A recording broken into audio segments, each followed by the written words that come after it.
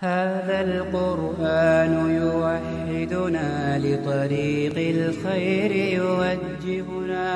الله تعالى أنزله ورسول الله معلمنا. بسم الله والصلاة والسلام على خير خلق الله، أما بعد.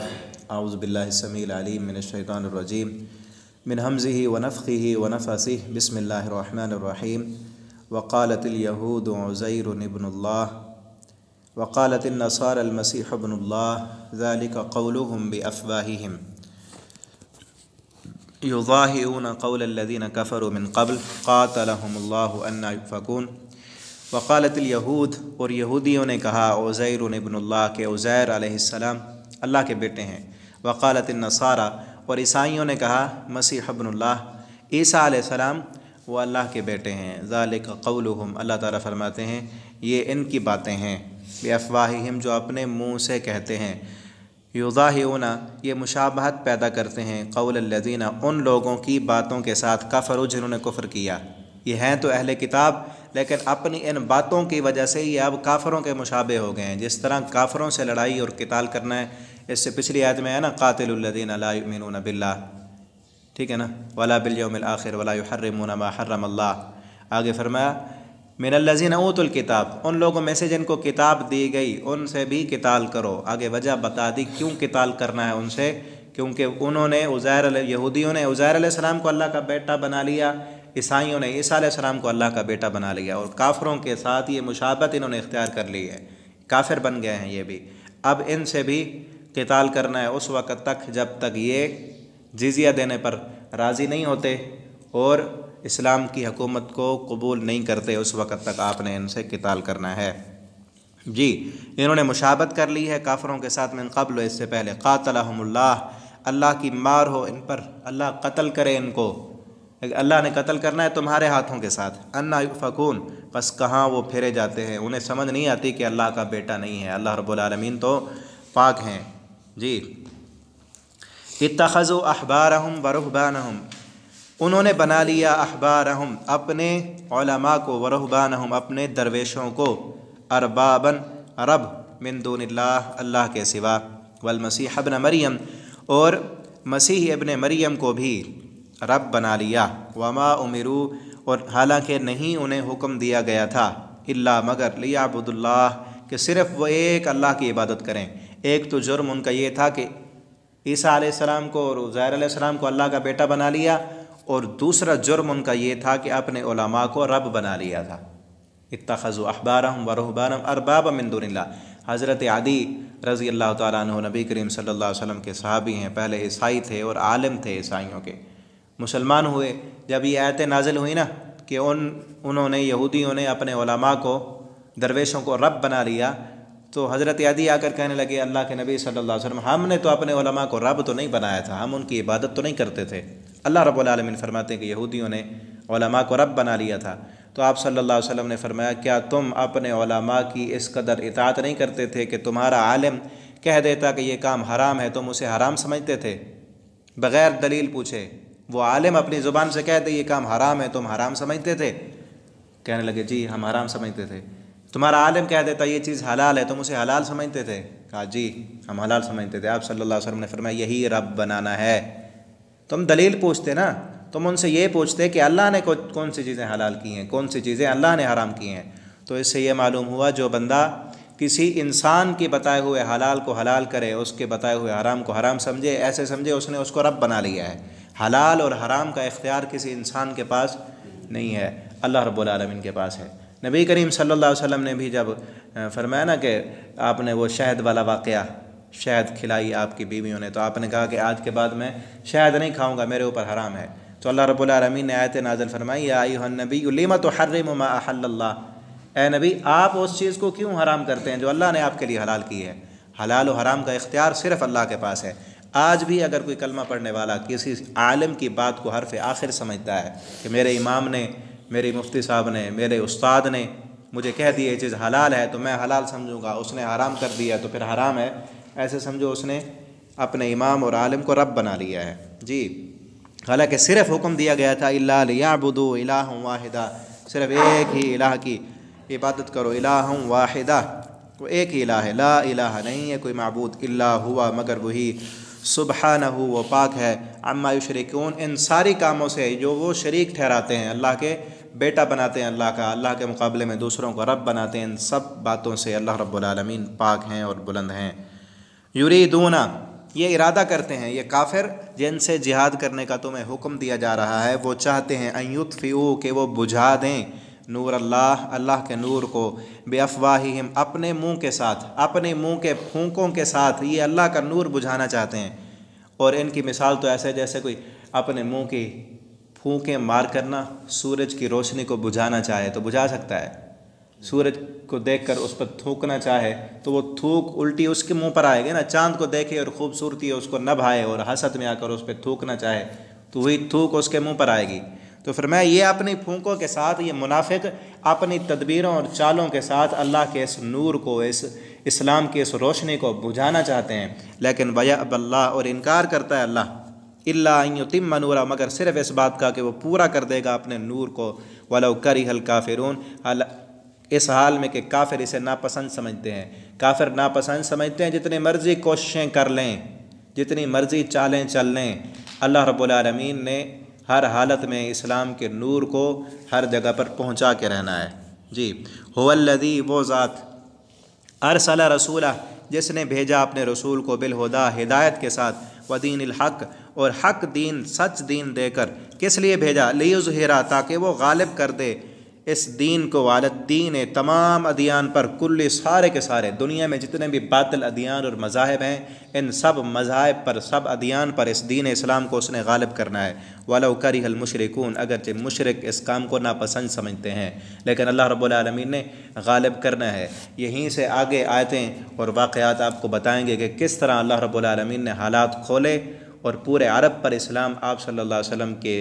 دور میں غالب آیا، اور پھر آدھی دنیا پر اسلام کا غلبہ پھیلا، لیکن پھر سے مسلمانوں کی بدعملی، ہماری کوتاہیاں، اور آہستہ آہستہ پھر نیچے آتا آتا آتا آج غلبہ اسلام کا نہیں ہے۔ اسلام کو ماننے والے، عمل کرنے والے اللہ کے دیندار بندے بہت ہیں، لیکن غلبہ ہوتا ہے کہ اسلام کا قانون ہو۔ غلبہ وہاں ہے جہاں اسلام کا قانون ہے، جہاں چور کو سزا دی جاتی ہے، قاتل کے بدلے قتل کے بدلے قتل ہے، زانی کو رجم کیا جاتا ہے، کوڑے مارے جاتے ہیں۔ جہاں اسلام کا قانون ہے، کافر رہتے ہیں تو مغلوب ہو کر رہتے ہیں، وہاں اسلام کا غلبہ ہے۔ پھر اس کے لیے ہمیں اللہ سے دعا کرنی چاہیے، جتنی کوشش ہم کر سکتے ہیں کریں۔ اپنے جسم پر تو اسلام غالب کر سکتے ہیں نا، ہم اپنے گھر پر تو غالب کر سکتے ہیں، یہ اللہ کا وعدہ ہے، اور جو اس کے لیے کوشش اور محنت کرے گا وہی کامیاب ہے۔ جی یا ایھا الذین آمنوا اے وہ لوگو جو ایمان لائے ہو، ان کثیرا من الاحبار بے شک بہت زیادہ احبار علماء میں سے، والرہبان اور درویشوں میں سے، لیأکلون البتہ کھاتے ہیں، اموال الناس لوگوں کا مال، بالباطل باطل طریقے کے ساتھ، ویصدون اور وہ روکتے ہیں عن سبیل اللہ اللہ کے راستے سے، کہ بے شک زیادہ عالم اور زیادہ راہب، یہ نا ان یہودیوں اور عیسائیوں میں علماء کے نام تھے، جیسے آج ہمارے ہاں کسی کو مفتی کہتے ہیں، کسی کو شیخ الحدیث، کسی کو علامہ، یہ ان کے لقب تھے۔ وہ لوگوں کا مال کھاتے ہیں بالباطل، باطل طریقے کے ساتھ۔ لوگ ہر دور میں آج بھی علماء کو تحائف اور نذرانے، وظائف دیے جاتے ہیں، ان کی خدمت کی جاتی ہے اس دور میں بھی، لیکن باطل طریقہ کیا تھا کہ وہ لوگوں کو حق سے بھی روکتے ہیں، سچ نہیں بتاتے، ان کی مرضی کے مسائل انہیں نکال کر دیتے ہیں تو وہ خوش ہو جاتے ہیں، جیسا مسئلہ چاہیے۔ مثلاً ایک بندے نے بینک بنایا، آج کے دور میں دیکھیں بینک بنایا اور وہ سود کے اس نظام کی کسی نہ کسی طرح اسلامی صورت چاہتا ہے کہ مجھے میرے مطلب کے مطابق مسئلہ مل جائے اور فتویٰ مل جائے، جو عالم دے گا اس کے مطلب کے مطابق تو وہ خوش ہو کر اس کو انعام دے گا، نذرانے دے گا، پیسے دے گا۔ تو اس طرح وہ بھی عالم باطل طریقے کے ساتھ حق سے بھی روکتے تھے اور حق چھپاتے بھی تھے اور لوگوں کا مال بھی کھاتے تھے، وَيَصُدُّونَ اور وہ روکتے عن سبیل اللہ اللہ کے راستے سے، وَالَّذِينَ اور وہ لوگ یہاں خصوصاً ان علماء کے ساتھ ان کا ذکر کیا، یکنزون جو جمع کرتے ہیں، الذھب سونے کو، والفضہ اور چاندی کو، ولا ينفقونها اور نہیں خرچ کرتے وہ اس کو، فی سبیل اللہ اللہ کے راستے میں، فبشرہم پس خوشخبری سنا دو ان کو، بعذاب علیم دردناک عذاب کی۔ یہاں نا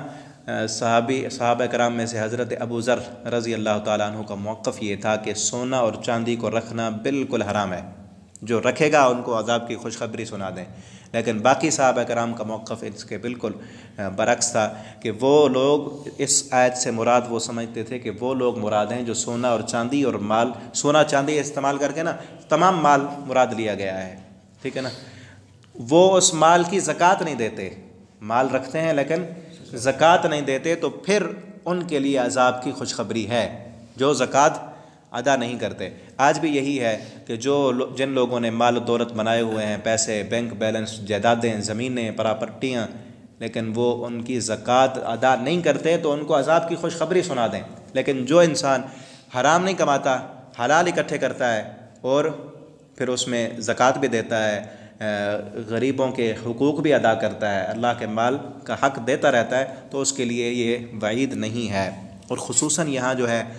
علماء کا ذکر کر کے یہ بات بتائی، علماء کا ذکر کر کے یہ بات بتائی، تو علماء کو خصوصاً محتاط رہنا چاہیے۔ آج بھی جو عالم ہیں نا،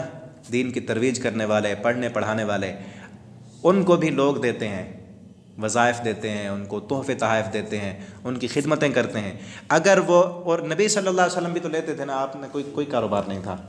لوگ آ کر دیتے تھے آپ صلی اللہ علیہ وسلم۔ صحابہ کرام حضرت ابو بکر کے دور میں، عمر فاروق رضی اللہ تعالیٰ عنہ کے دور میں، سب انہی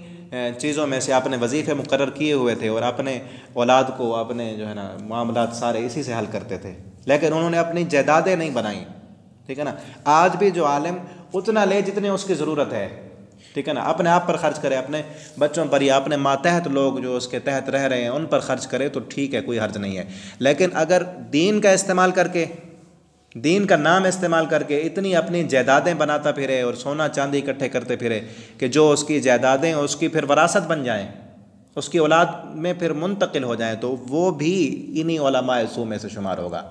جو دین کا نام استعمال کر کے دنیا اکٹھی کرے، دنیا بنائے، اتنا لے لے جتنا اس کی ضرورت ہے، اتنا جتنا اس کی ضرورت ہے، کیونکہ اس نے اپنا کاروبار تو نہیں کرنا نا، اتنا جتنا اس کی ضرورت ہے۔ لیکن دین کا نام استعمال کر کے اگر اپنی جائیدادیں بنائے گا، مال و دولت اکٹھی کرے گا، تو پھر اسی آیت کا مصداق بنے گا۔ جی، فبشرہم بعذاب علیم، دردناک عذاب کی خوشخبری دیں ان کو۔ یوم یحمى علیہا، کہ جس دن یحمى تپایا جائے گا، علیہا اس پر، فی نار جہنم، جہنم کی آگ سے، یہ سونا اور چاندی اس کو جہنم کی آگ میں تپایا جائے گا، اور جب یہ انگارے بن جائیں گے نا،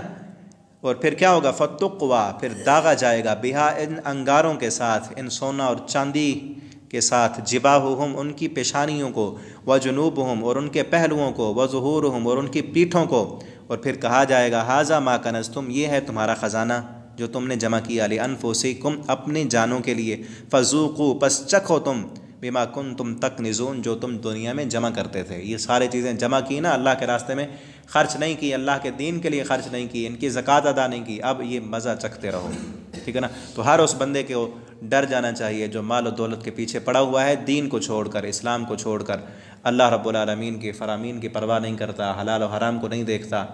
ٹھیک ہے نا، اور پھر ان ساری چیزوں کی پرواہ کرتا ہے لیکن زکوٰۃ ادا نہیں کرتا، اس کو بھی ڈر جانا چاہیے۔ ان عدت الشہور عند اللہ 12 شہرا فی کتاب اللہ، بے شک مہینوں کی گنتی اللہ کے ہاں 12 شہرا، وہ 12 مہینے ہے، فی کتاب اللہ، اللہ کی کتاب میں، یوم خلق السماوات، جس دن سے اللہ نے پیدا کیا آسمانوں کو، والارض، اور زمین کو، منہا 4 حرم، ان میں 4 مہینے جو ہیں وہ حرمت والے ہیں، ذالک الدین القیم، یہ اللہ کا پختہ دین ہے اور درست دین ہے، فلا تظلموا فیہن، ان 4 حرمت والے مہینوں میں کبھی ظلم نہ کرو، وان، اپنے نفسوں پر، وقاتلوا، اور تم جنگ کرو، المشرکین کافۃ، تمام مشرکوں سے مل کر، اکٹھے، کما یقاتلونکم کافہ، جیسا کہ وہ تمہارے ساتھ مل کر، اکٹھے ہو کر جنگ کرتے ہیں، وَاعْلَمُوا، اور جان لو، ان اللہ مع المتقین، اللہ کی مدد متقی لوگوں کے ساتھ ہے۔ یہاں نا 2 آیتوں میں حرمت والے مہینوں کا تذکرہ اس لیے کیا، پیچھے قتال کا حکم تھا،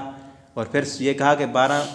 مہینوں کی تعداد ہے اللہ کے ہاں، 4 مہینے حرمت والے ہیں، وہ عرب لوگ بھی ان کی حرمت کا خیال رکھتے تھے، تمہیں خصوصاً یہ حکم ہے کہ ان 4 مہینوں میں تم نے لڑائی نہیں کرنی، جنگ نہیں کرنی، اگر وہ پہل کریں تو پھر بدلے کے طور پر جوابی کارروائی کی جا سکتی ہے۔ جی، انما النسیء زیادۃ فی الکفر، بے شک نسی کہتے ہیں آگے پیچھے کر لینا، وہ مشرکین مکہ نا 4 مہینے حرمت والے کون سے تھے، ذوالقعدہ، ذی الحج، محرم اور رجب، ذوالقعدہ، ذی الحج، محرم اور رجب 3 مہینے یہ حج والے تھے جن میں مسافر آیا کرتے تھے، لیکن عرب کے جو بدو تھے نا وہ قتل و غارت کرتے، لوٹتے، مال وہیں سے اکٹھا کرتے۔ 3 مہینے مسلسل پابندی کی وجہ سے نا ان کا گزر بسر بہت مشکل ہو جاتا۔ تو وہ ایسے کرتے کہ محرم والے مہینے میں کہتے کہ اس مہینے کو جو ہے نا یہ حرمت والا ہے، ہم ایسے کرتے ہیں نا تبدیل کر لیتے ہیں، محرم کی جگہ پر سفر والا مہینہ حرمت والا ہوگا اور محرم والا مہینہ حرمت والا ہم نہیں سمجھتے، اس میں جو کرنا ہے کر لو، اگلے مہینے کو ہم حرمت والا کر لیں گے، ٹھیک ہے۔ نسی وہ آگے پیچھے کرتے تھے زیادہ، اللہ فرماتے ہیں یہ جو نسی ہے نا آگے پیچھے کرنا یہ زیادتی ہے، فی الکفر کفر میں،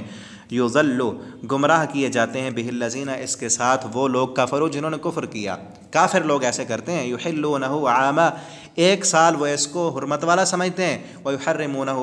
عاما ایک سال حلال کر لیتے ہیں اس کو اور ایک سال اس کو حرمت والا کر لیتے ہیں، لیواطئوا تاکہ وہ موافق کر لیں عدت اللہ گنتی کو، ایک سال کہتے ہیں کہ محرم کا مہینہ حرمت والا ہے اور ایک سال کہتے ہیں کہ اب محرم کا مہینہ حرمت والا نہیں بلکہ سفر کا مہینہ حرمت والا ہے۔ وہ کہتے تھے کہ گنتی تو پوری کر دی نا ہم نے 4 مہینے کی، عدت ما حرم اللہ ہم گنتی پوری کر دیں جو اللہ نے حرام قرار دی ہے، فیحلوا بس وہ حلال کریں ما حرم اللہ جو اللہ نے حرام کیا ہے، زینا لہم خوبصورت بنا دی ہے ان کے لیے، سوء اعمالہم ان کے برے اعمال ان کے لیے شیطان نے، واللہ لا یہدی القوم الکافرین اور اللہ تعالیٰ کافر قوم کو کبھی ہدایت